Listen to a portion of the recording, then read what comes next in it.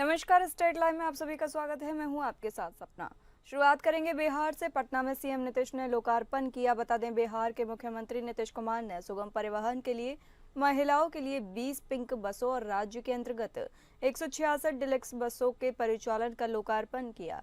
परिवहन विभाग द्वारा आयोजित कार्यक्रम में एक अड़े मार्ग से मुख्यमंत्री ने हरी झंडी दिखाकर बसों को रवाना किया। मुख्यमंत्री ने बसों को रवाना करने के पूर्व बसों का निरीक्षण भी किया और उसमें उपलब्ध कराई जाने वाली सुविधाओं की जानकारी ली।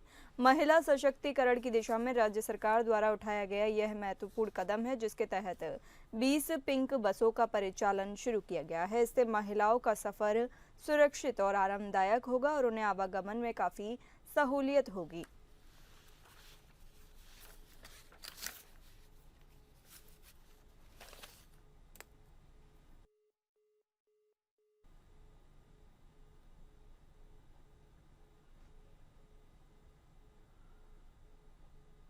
पटना के दरभंगा में राहुल गांधी के खिलाफ एफआईआर दर्ज की गई। बता दें, कांग्रेस सांसद और लोकसभा में नेता प्रतिपक्ष राहुल गांधी के दरभंगा दौरे ने राजनीतिक विवाद का रूप ले लिया है। दरभंगा के लहेरिया सराय थाने में उनके खिलाफ 2 प्राथमिकी दर्ज की गई। पहली प्राथमिकी बीएनएस की धारा 163, पूर्व में धारा 144 उल्लंघन के लिए मजिस्ट्रेट खुर्शीद आलम ने, और दूसरी एफआईआर बिना अनुमति अंबेडकर कल्याण छात्रावास में कार्यक्रम आयोजित करने को लेकर जिला कल्याण पदाधिकारी आलोक कुमार दर्ज कराई गई। प्राप्त जानकारी के अनुसार दोनों एफआईआर में राहुल गांधी समेत कुल 20 लोगों को नामजद किया गया है। साथ ही लगभग 100 अज्ञात व्यक्तियों को भी आरोपी बनाया गया है। दरभंगा सदर के एसडीपीओ अमित कुमार और एसडीएम विकास कुमार ने प्राथमिकी की पुष्टि की है। स्थानीय प्रशासन ने अंबेडकर छात्रावास में राहुल गांधी के कार्यक्रम की अनुमति नहीं दी थी, लेकिन वे प्रशासन के रोकने के बावजूद वहां पहुंचे और दरभंगा एयरपोर्ट पर उन्हें रोका गया। लेकिन कांग्रेस नेताओं की मदद से वे गाड़ी में बैठकर छात्रावास के पास पहुंचे और भारी पुलिस बल की मौजूदगी के बावजूद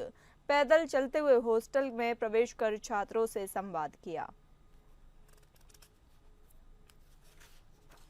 जैसा आप लोग जान रहे हैं, जो प्रस्तावित और परमिटेड जगह थी वहाँ न जाकर कहीं और सभा की गई है। उसी के फलस्वरूप प्रखंड कल्याण पदाधिकारी जो मजिस्ट्रेट के रूप में तैनात थे, उन्होंने 163 बीएनएस के उल्लंघन के लिए केस किया है और दूसरा केस किया गया है जिला कल्याण पदाधिकारी जी के द्वारा। उन्होंने किया है कि अम्बेडकर छात्रावास में जहाँ परमिशन नहीं दिया गया था वहाँ जबरदस्ती घुसकर कार्यक्रमों को संपादित कराना।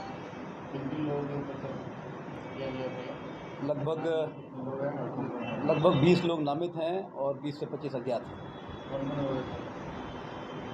माननीय नेता प्रतिपक्ष लोकसभा श्री राहुल गांधी जी भी हैं, कांग्रेस के अन्य नेतागण हैं, विधायक भी हैं, जिला प्रभारी हैं और भी कई गणमान्य लोग हैं। राहुल गांधी के दौरे पर विधायक ने निशाना साधा है। बता दें, कैमूर जिले के मोहनिया विधानसभा की विधायक संगीता कुमारी मोहनिया नगर के जगजीवन मैदान में आयोजित बिहार पुलिस चयनित अभ्यर्थी सम्मान समारोह में पहुंची, जहां लगभग 40 बच्चों और बच्चियों को उनकी सफलता पर उन्हें सम्मानित किया और कहा कि मोहनिया से तेजस्वी की बागी विधायक और बीजेपी प्रवक्ता संगीता कुमारी ने कहा कि राहुल गांधी के आने जाने से कुछ नहीं होने वाला है। बिहार की जनता पूरी तरह से मूड बना चुकी है और आप देख रहे हैं कि जिस तरह से विकास की धारा माननीय मुख्यमंत्री और एनडीए की सरकार ने बहाई है और जिस तरह से महिलाओं को आगे किया है, चाहे जो विकास हुआ है मुख्यमंत्री जी के नेतृत्व में, निश्चित तौर पर बिहार की जनता एनडीए को फिर से सत्ता में लाएगी।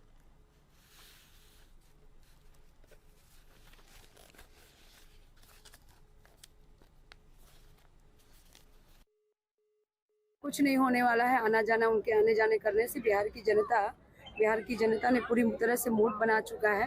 आप देख रहे होंगे जिस तरह से विकास की धारा माननीय मुख्यमंत्री और एनडीए की सरकार ने बहाया है और जिस तरह से महिलाओं को आगे किया है, चाहे जितने जो विकास हुआ है माननीय मुख्यमंत्री जी के नेतृत्व में, तो निश्चित तौर पे पूरी बिहार की जनता जो मूड में है और यहाँ कुछ भी उनका नहीं होने वाला। मुजफ्फरपुर जिले के सदर थाना क्षेत्र की पताही एलपी शाही कॉलेज के समीप देर रात बाइक सवार अपराधियों ने पैक्स अध्यक्ष ललिता देवी के पुत्र संजय चौधरी उर्फ रामनवमी की गोली मारकर हत्या कर दी। घटना उनके घर से महज 100 मीटर की दूरी पर हुई। इस हमले में उनके साथ बाइक से लौट रहे भूसा कारोबारी गुड्डू सिंह भी गोली लगने से घायल हो गए। पुलिस के अनुसार संजय अपनी बुलेट से गुड्डू सिंह के साथ बाजार से लौट रहे थे। बाइक सवार अपराधियों ने उन्हें ओवरटेक करने कर रुकने का इशारा किया। संजय ने रफ्तार बढ़ाकर भागने की कोशिश की, लेकिन अपराधियों ने पीछा कर आगे से रास्ता रोक दिया। उनको नजदीक से सीने में गोली मार दी, जबकि बाइक पर पीछे बैठे गुड्डू सिंह को दाहिने हाथ में गोली लगी। पुलिस घटना स्थल के आसपास लगे सीसीटीवी कैमरों को खंगाल रही है और बताया गया है कि फुटेज में अपराधियों की तस्वीरें कैद हो गई हैं। उनकी पहचान कर पुलिस छापेमारी कर रही है। दोनों को बैरिया निजी अस्पताल ले जाया गया। वहां डॉक्टरों ने संजय को मृत घोषित कर दिया। इसके बाद आक्रोशित परिजन और समर्थक हंगामा करने लगे। बैरिया में डॉक्टर और कर्मियों के साथ हाथापाई की। संजय की पत्नी रेखा देवी पंचायत समिति सदस्य हैं और संजय पताही जगन्नाथ के रहने वाले थे। वह मुखिया का चुनाव लड़ने की तैयारी कर रहे थे और परिजनों का आरोप है कि कुछ लोग उन्हें देख लेने की धमकी भी दे रहे थे।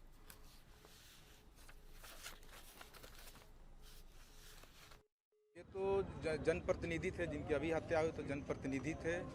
और इसके कुछ महीना पहले, 2 महीना पहले जो हत्या हुई थी उनके रिलेटिव थे, जो टुनटुन चौधरी जो थे। तो अब उसी घटना से जुड़ा हुआ है। परिवार के लोग से हम लोग अभी बातचीत करेंगे कि उनको क्या इसमें, क्योंकि बता रहे हैं लोग कि 3 तारीख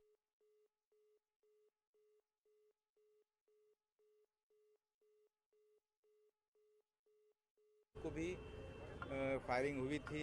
अभी कुछ नहीं कहा जा सकता है कितनी गोलियां लगी है। वो पोस्टमार्टम के लिए हम लोग अभी भेज रहे हैं, उसके बाद नहीं कुछ बता सकते। वो हम लोग देख लेते हैं, यदि कोई पदाधिकारी दोषी होगा तो उस पर हम लोग कार्रवाई करेंगे। बिहार के मुंगेर में साइबर अपराधियों का आतंक बढ़ता ही जा रहा है। मुंगेर में वासुदेवपुर निवासी युवक को साइबर अपराधियों ने अपना निशाना बना लिया। युवक का बिहार पंचायती राज विभाग के ग्राम कचहरी पद पर नियुक्ति के लिए मेरिट लिस्ट में नाम आया था। मेरिट लिस्ट में नाम आने के 15 दिन बाद युवक के मोबाइल फोन पर प्राइवेट नंबर से कॉल आया। कॉल करने वाले ने खुद को बिहार पंचायती राज कार्यालय का बड़ा बाबू बताते हुए कहा कि उनके द्वारा ही मेरिट लिस्ट वाले अभ्यर्थियों का दस्तावेज सत्यापन किया जाएगा। इसके बाद फोन करने वाले ने बिहार सरकार के नकली आईडी से युवक के मोबाइल पर एक ईमेल भेजा। मेल में युवक का बेसिक डिटेल, नाम, पता, डेट ऑफ बर्थ अंकित था। इसके बाद फोन करने वाले ने रजिस्ट्रेशन डॉक्यूमेंट सत्यापन और ट्रेनिंग के नाम पर 2,47,000 रुपये ऑनलाइन ट्रांजैक्शन कराया। उक्त राशि कई किस्तों में यूपीआई के माध्यम से ट्रांजैक्शन हुआ। पैसा देने के बाद 1 माह बाद भी ज्वाइनिंग नहीं होने पर युवक को ठगी का एहसास हुआ और युवक ने 1930 पर ऑनलाइन शिकायतें दर्ज कराई। साइबर थाना अध्यक्ष शिया भारती ने बताया कि साइबर थाने में प्राथमिकी दर्ज कर पुलिस छानबीन कर रही है। उनको सबसे पहले देखना होगा कि वो किनसे बात कर रहे हैं, वो जिनसे बात कर रहे हैं वो सही लोग हैं कि नहीं हैं, या फिर वो किसी का मतलब आइडेंटिटी छिपा करके वो किसी से बात कर रहे हैं। तो उनको सबसे पहले उनको ऑथेंटिकेट करना होगा चीज़ों को, जिनसे बात कर रहे हैं उनको ऑथेंटिकेट करना होगा, जेन्युइन है कि नहीं है। दूसरा चीज़, वो लोग और लालच में पड़ जाते हैं। अगर ऑनलाइन सत्यापन हो रहा है तो उसका एक फिजिकल वेरिफिकेशन या फिजिकल उनको एक जांच करवा लेना चाहिए कि बाकी जो, अगर जैसे इस केस में ही देखें, अगर उनका अगर नाम पता सत्यापन के लिए अगर लिया जा रहा था प्रोसेस के नाम पे पैसा, तो अगर दूसरे कैंडिडेट हैं तो उनसे इनको संपर्क स्थापित करके इस तरह का प्रोसेस से वो गुजर रहे हैं कि नहीं, उनको ये चेक करवाना चाहिए था। या विभाग में किसी अन्य व्यक्ति से जानकारी प्राप्त करना चाहिए था, किसी नंबर पे कॉल करके, सरकारी जो नंबर है उन पे कॉल करके इनको जानकारी प्राप्त करना चाहिए था। बट इन्होंने क्रॉस वेरिफिकेशन नहीं किया। जो भी कॉल आया उनको ये उस पर विश्वास करते गए और पेमेंट करते गए, तो इससे बचना चाहिए। बिहार के नवादा में 2 नक्सली हार्डकोर गिरफ्तार किए गए। नवादा एसटीएफ और स्थानीय पुलिस की संयुक्त कार्रवाई में 2 हार्डकोर नक्सली गिरफ्तार किए गए। पकड़े गए नक्सलियों की पहचान संतोष चौधरी और इंद्रदीप महतो उर्फ पंकज के रूप में की गई है। दोनों अरवल जिले के परासी थाना क्षेत्र के परशुरामपुर और रामलखन बीघा गांव के रहने वाले हैं। ये दोनों नक्सली नवंबर 2016 में खरौंद रेलवे स्टेशन पर हुए हमले में शामिल थे। उस समय लेवी की मांग को लेकर निर्माणाधीन स्टेशन पर हमला किया गया था। नक्सलियों ने निर्माण जैसी एजेंसी मैसर्स विनोद कंस्ट्रक्शन की Poclain machine, mixer machine, Scorpio और बोलेरो को आग के हवाले कर दिया। साथ ही मजदूरों और ठेकेदार से मारपीट भी की। इस मामले में सिरदला थाने में 63 माओवादियों के खिलाफ नामजद प्राथमिकी दर्ज की गई थी।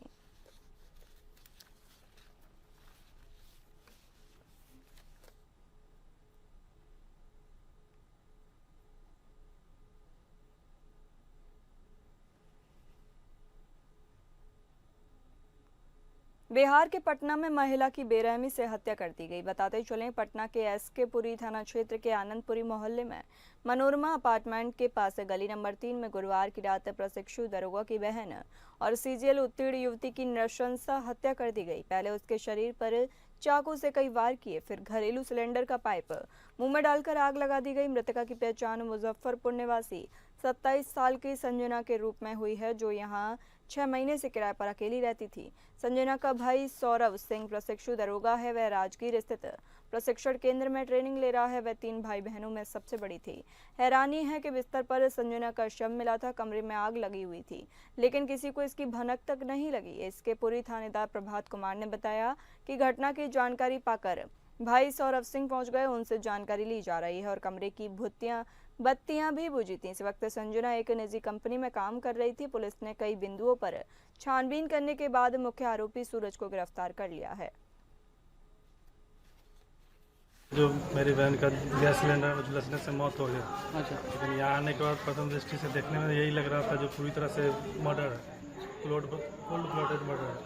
यहाँ तो मतलब उसका गला काट करके गला कटा हुआ है। हाँ, गैस चूल्हा से चेहरा झुलसाया गया है पूरी तरह से। कितने बजे सूचना मिली थी आपको? हमको तो लगभग शाम में 7:30 बजे करीब। तो यहाँ पे भाई भी रहता था, मम्मी रखी। 2 दिन पहले ही वो लोग गाँव गए थे, सीजीएल का तैयारी कर रहे थे। हाँ, सीजीएल सिलेक्शन हो गया तो फाइनल से ज्वाइन। देखने से पूरी तरह से गैस चूल्हा किचन में है, गैस सिलेंडर खुल के बेडरूम में है। उसके देखे, उस युवक को देखे, लेकिन अभी पहचान नहीं कर पा। बिहार के सुपौल में निलंबन वापसी की मांग की जा रही है। सुपौल जिला मुख्यालय स्थित डिग्री कॉलेज के समीप बिहार राज्य भूमि सुधार कर्मचारी संघ गोपकुट के कर्मचारी के निलंबन वापसी सहित 17 सूत्रीय मांगों को लेकर धरना प्रदर्शन किया गया। पिछले दिनों लगातार धरना प्रदर्शन एवं हड़ताल पर चल रहे राजस्व कर्मचारी को जिलाधिकारी सुपौल द्वारा लगातार वार्ता करने को बुलाया जा रहा था, लेकिन जिले के 60 राजस्व कर्मचारी लगातार जिलाधिकारी की बातों को अनसुना कर रहे थे और जिले के अपनी 60 राजस्व कर्मचारी लगातार जिलाधिकारी की बातों को अनसुना कर अपनी मांगों को लेकर हड़ताल पर डटे रहे। जिलाधिकारी कौशल कुमार ने जिले के उन 60 राजस्व कर्मचारियों को जो हड़ताल पर थे उसे निलंबित कर दिया है। इसके बाद तमाम निलंबित राजस्व कर्मचारी निलंबन वापसी सहित अन्य 17 सूत्री मांगों को लेकर डिग्री कॉलेज चौक पर धरना प्रदर्शन किया गया। यही है कि अविलंब जिलाधिकारी इस निलंबन को वापस ले और हमारी जो मांगे हैं वो विभाग से है, क्योंकि विभाग के द्वारा ये जो है गृह जिला में पदस्थापन और 2800 ग्रेड किया जा सका है। और इसमें जो वार्ता जो डीएम साहब के द्वारा जो बुलाया गया है वार्ता, इनके स्तर से जो है ये वार्ता करने के बाद हमारी जो मांगे हैं वो पूरी नहीं हो सकती है। और इसके लिए हम लोग जो है अपना लिखित रूप से जो हम लोग गए हुए हैं सामूहिक अवकाश में, उसके लिए लिखित रूप से अपने अंचलाधिकारी को, जिलाधिकारी को और यहाँ तक कि विभाग को भी दिया गया था।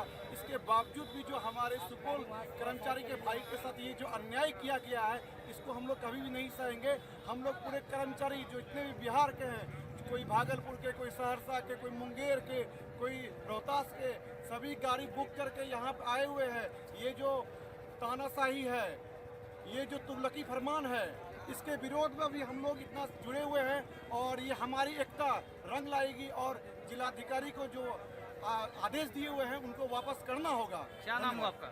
मेरा नाम यशवंत। खबर रोहतास जिले के काराकाट क्षेत्र से है, जहां काराकाट थाना क्षेत्र के पांडे डेहरी स्थित नहर पुल के समीप 8 अपराध कर्मियों के द्वारा सूरज कुमार नामक एक युवक से उसका बाइक मारपीट कर छीन लिए गए। मोटरसाइकिल छीनकर भागते हुए देखकर पीड़ित युवक के द्वारा तेजी से चिल्लाना शुरू किया गया, तो चिल्लाने की आवाज सुनकर स्थानीय ग्रामीण आ पहुंचे। ग्रामीणों को आता देखकर बाइक छीनकर भाग रहे अपराध कर्मी छीना हुआ बाइक को उसी जगह छोड़ अपनी बाइक पर सवार होकर भागने लगे। भागने के क्रम में स्थानीय लोगों के द्वारा 4 अपराध कर्मियों को उनके बाइक के साथ पकड़ लिया गया और थाने को सूचना भी दी गई। घटना की सूचना मिलते ही स्थानीय थाना त्वरित कार्रवाई करते हुए घटना स्थल पर पहुंचे, जहां ग्रामीणों के द्वारा पकड़े गए अपराध कर्मियों को थाने लाया गया।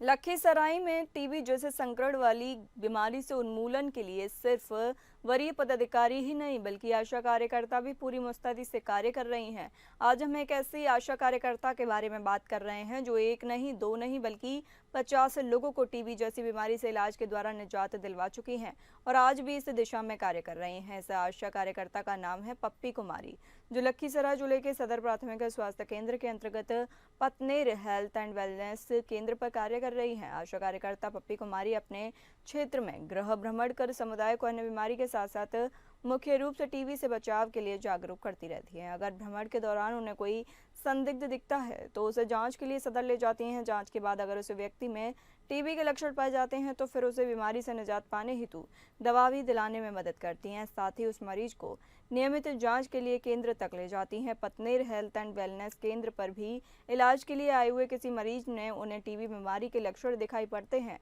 तो उसे भी वो जांच के साथ इलाज में पूरी मदद करती हैं।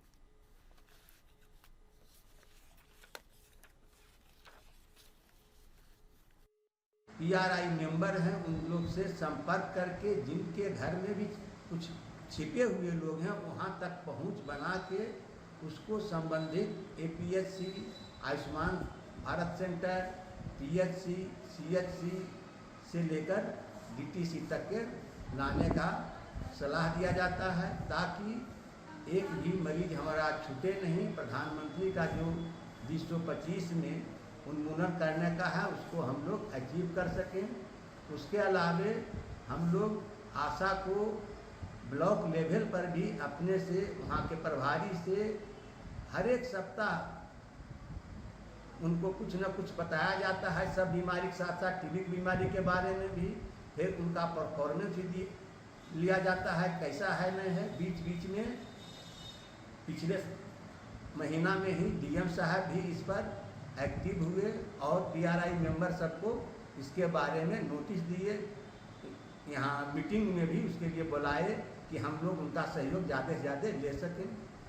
चलिए बढ़ते हैं अगली खबरों पर। बात करेंगे झारखंड की। झारखंड में कैबिनेट की बैठक आयोजित की गई। मुख्यमंत्री हेमंत सोरेन की अध्यक्षता में हुई राज्य मंत्रिपरिषद की बैठक में नई उत्पाद नीति को मंजूरी प्रदान की गई। इस प्रस्ताव को स्वीकृति मिलते ही अब नई उत्पाद नीति के तहत शराब की थोक बिक्री सरकार के हाथ में होगी जबकि खुदरा बिक्री निजी हाथों में सौंपी जाएगी। इसके साथ ही इस बैठक में मौजूद रहे मंत्रिपरिषद ने राज्य में निजी व्यवसाय का शिक्षा प्रदान करने वाली उच्च शिक्षण संस्थानों में शुल्क निर्धारण के लिए शुल्क नियामक समिति के गठन के लिए Jharkhand professional education institute regulation of bill 2025 को मंजूरी दे दी है। बैठक के तुरंत बाद बाहर आकर सीएम हेमंत सोरेन ने मीडिया से बातचीत की तो वहीं मंत्रिपरिषद में मौजूद रहे सीएम मंत्री योगेंद्र प्रसाद से लेकर इरफान अंसारी ने भी पत्रकारों से खुलकर बातचीत की। इसके अलावा नई उत्पाद नीति से लेकर राजस्व में बढ़ोतरी को लेकर भी हुए सवाल पर उत्पाद मंत्री योगेंद्र प्रसाद ने मीडिया से बातचीत में कहा कि नई उत्पाद नीति से राजस्व में बढ़ोतरी निश्चित रूप से होगी। हमारी चल रही है और मुझको लगता है कि कुछ बढ़िया निकलेगा और इसको हम लोग राजहित में क्या बेहतर हो सकता है पहले आकलन करना आवश्यक है और इसको लेकर लोग बातचीत कर रहे हैं, चर्चाएं कर रहे हैं। सर, उत्पाद नीति को लेकर मंजूरी मिली गई है कैबिनेट से, क्या उम्मीद किया जाए कितना राजस्व में इजाफा होगा इस नई? वो बाकी उसके जितने डिटेलिंग है वो आपको आधिकारिक रूप से मिल ही जाता है या मिल भी जाएगा, चिंता मत कीजिए, बाकी आप पढ़ लीजिएगा। झारखंड में होने जा रहे झारखंड स्टेट क्रिकेट एसोसिएशन चुनाव को लेकर तैयारियां तेज हो चुकी हैं। 18 मई को होने वाले इस चुनाव में अध्यक्ष, उपाध्यक्ष, सचिव, कोषाध्यक्ष, संयुक्त सचिव और 5 कार्यकारिणी सदस्य चुने जाएंगे। इस चुनाव में कुल 15 पदों पर 30 प्रत्याशियों के बीच सीधा मुकाबला होगा। इसी बीच चुनाव को लेकर सियासी पारा हाई होने पर कल देर शाम मीडिया से बातचीत करते हुए स्वास्थ्य मंत्री इरफान अंसारी ने चुनावी उम्मीदवारों का जोश बढ़ाया। इस दौरान उन्होंने अपनी प्रतिक्रिया देते हुए मंत्री परिषद की बैठक में नई उत्पाद नीति के मिले स्वीकृति पर भी कुछ खास जानकारियां दी। तो वहीं मंत्री ने ऑपरेशन सिंदूर की सफलता पर भाजपा की तरफ से निकाले गए तिरंगा यात्रा पर भी आपत्ति जाहिर की और कहा कि पहलगाम हमले में मारे गए लोगों के लिए देश में अब तक आक्रोश कम नहीं हुआ। जो भी नीति ला रही है, जो पॉलिसी ला रही है, जनता के हित में ला रही है।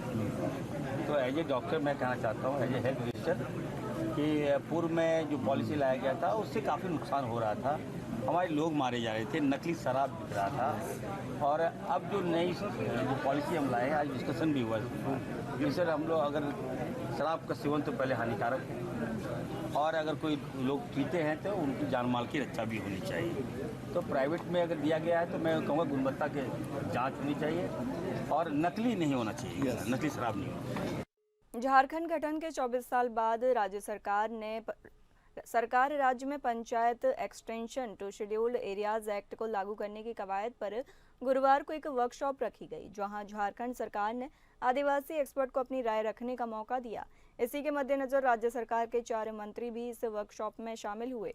इस दौरान सरकार की ओर से ये कहा गया कि 1996 का पेशा नियमावली मामूली संशोधन के साथ लागू किया जाएगा। रिपोर्ट के अनुसार वर्कशॉप में आदिवासी एक्सपर्ट का कहना था कि 5वें अनुसूचित क्षेत्र में JPRA और पेशा एक साथ लागू नहीं किया जा सकता और पेशा को पूर्ण रूप से लागू करने के लिए JPRA को पूरी तरह खत्म करना होगा।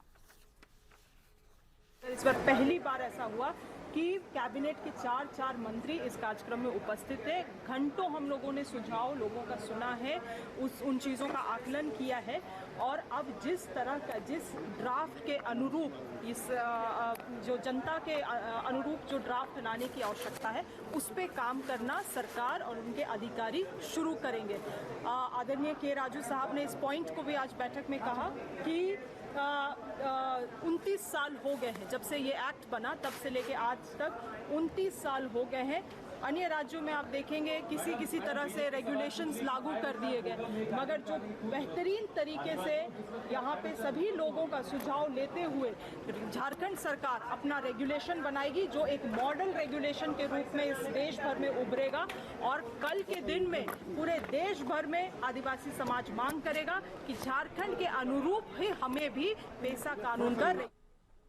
राजधानी रांची में आजसू पार्टी का बड़े स्तर पर विस्तार हुआ है। पार्टी के अध्यक्ष सुदेश कुमार महतो की अध्यक्षता में रांची रिम्स के नामी डॉक्टर, कई रिसर्च स्कॉलर के छात्रों से लेकर MBBS और MD ने पार्टी की सदस्यता ग्रहण की। इस मौके पर आजसू पार्टी के युवा विंग, मुख्य विंग और छात्र इकाइयों की तरफ से अध्यक्ष के साथ मौजूद नेताओं और कार्यकर्ताओं ने मीडिया के समक्ष नए सदस्यों के स्वागत पर उनका जोरदार हौसला बढ़ाया। इसके साथ ही पार्टी अध्यक्ष ने नए लोगों को भरोसा दिलाते हुए राज्य के कल्याण के लिए उनके दृढ़ संकल्प को पूरा करने के लक्ष्य को भी पूरा करने के सहयोग करने की उम्मीद जताई। तो झारखंड हमारा 25 वर्षों का हो गया है, कहने का अर्थात एकदम जिसको हम लोग बोलते हैं नौजवान। तो जिस तरीक़ा से झारखंड का नींव रखा गया कि हमारा एक अलग राज्य होगा, हमारी अपनी एक भाषा होगी, अपनी संस्कृति होगी, सब कुछ अलग अलग, लेकिन झारखंड इतने लंबे वर्षों के अंतराल में वैसा जो लोग गढ़े थे, जो मतलब झारखंड को लेकर आंदोलन कर रहे थे, उनका सपना पूरा शायद अभी भी धरा का धरा रह गया। तो हमारा ये विचार है कि जो नए युवा आजसू पार्टी में आ रहे हैं, उन सपनों को साकार करेंगे और जो भी इस धरती के लिए अपना बलिदान दिए हैं, झारखंड को कहा जाता है कि बलिदानों की धरती है, तो उसको हम लोग पूरा करने का प्रयास करेंगे। धन्यवाद।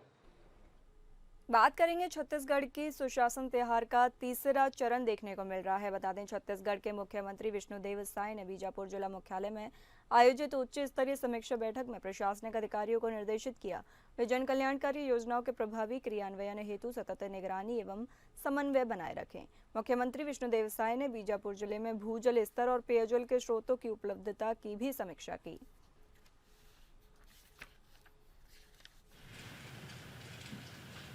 अब दुनिया देख रहा है, देश देख रहा है कि पिछले 1.5 साल से हम लोग नक्सलवाद के साथ मजबूती के साथ लड़ रहे हैं और नक्सलवाद अंतिम सांसें ले रहा है और उनका जो 5 साल था उसमें उन्होंने कुछ किया नहीं और आज यहाँ पर नक्सलवाद समाप्ति की ओर है।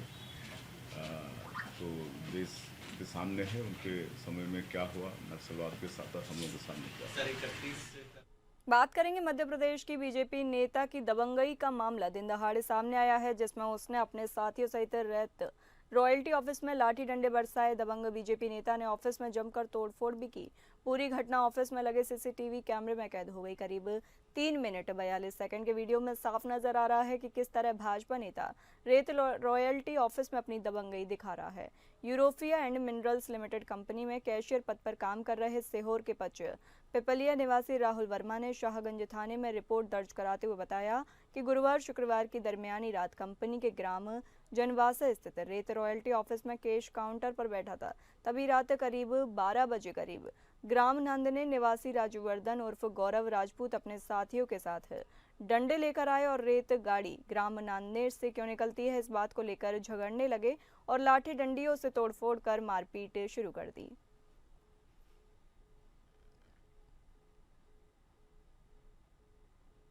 फिलहाल इस बुलेटिन में इतना ही। नमस्कार।